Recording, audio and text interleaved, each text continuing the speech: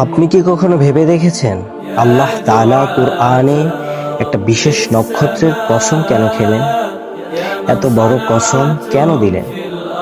এবং চমৎকার বিষয় হলো যে বর্তমান বিজ্ঞান এমন একটি নক্ষত্র খুঁজে পেয়েছে যা কুরআনে বর্ণিত নক্ষত্রের সাথে হুবহু মিলে যায়।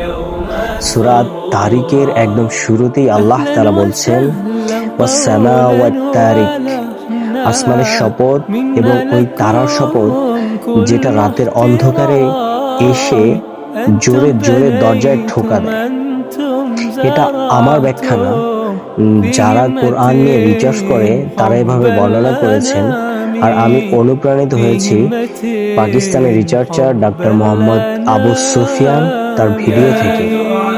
এখন প্রশ্ন হচ্ছে, 1400 বছর আগে আরবের মরুভূমিতে যখন রেডিও, টেলিস্কোপ বা আধুনিক বিজ্ঞানের কোনো চিহ্ন ছিল না, তখন আল্লাহ এই তারকাকে এমন বিশেষ নাম কেন দিলেন?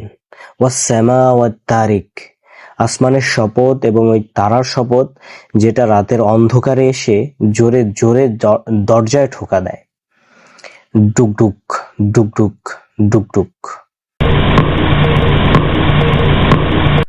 এবং চমৎকার বিষয় হলো, আধুনিক বিজ্ঞান 1967 সালে একটি নক্ষত্র আবিষ্কার করে। নক্ষত্রটির নাম পালসার।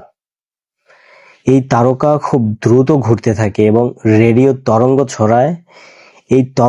এই তরঙ্গকে শব্দে রূপান্তর করলে ঠিক একই শব্দ ডুকডুক ডুকডুক ডুকডুক শোনায়, যে কেউ দরজায় জোরে জোরে ঠোকা দিচ্ছে। আর এটার নাম পালসার দেওয়া হয়েছে কারণ এটা পালসের মতো শব্দ বা রেডিও তরঙ্গ ছড়ায়, যা শব্দে রূপান্তর করলে কোরআনে বর্ণিত নক্ষত্রের সাথে হুবহু মিলে যায়। তাহলে প্রশ্ন রইল, এই অসাধারণ জ্ঞান 1400 বছর আগে কোথা থেকে এসেছে? এটা কি আল্লাহর কুদরত না, কোরআনের বৈজ্ঞানিক মুজেজারই এক উজ্জ্বল প্রমাণ ছাড়া আর কি? আল্লাহু আকবার।